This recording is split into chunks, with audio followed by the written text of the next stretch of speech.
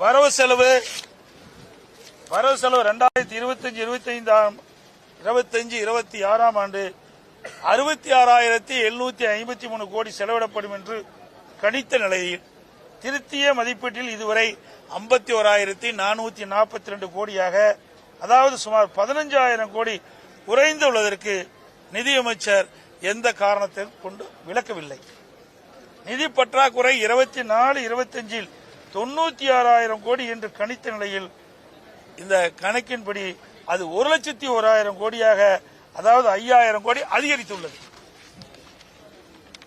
2025-26 ஆண்டு 1,08,000 கோடியாக நிதி பற்றாக்குறை இருக்கும் என்று கணிக்கப்பட்ட நிலையில் திருத்திய மதிப்பீட்டில் இது 1,24,000 கோடியாக உயர்ந்துள்ளது. அதாவது நிதி பற்றாக்குறை சுமார் 16,000 கோடி அதிகரித்துள்ளது. 2026-27 இடைக்கால பட்ஜெட்டில் நிதி பற்றாக்குறை 1,22,00,000 கோடியாக இருக்கும் என்று குறிப்பிட்ட நிலையில் திருத்திய மதிப்பீட்டில் கண்டிப்பாக இது உயரும்.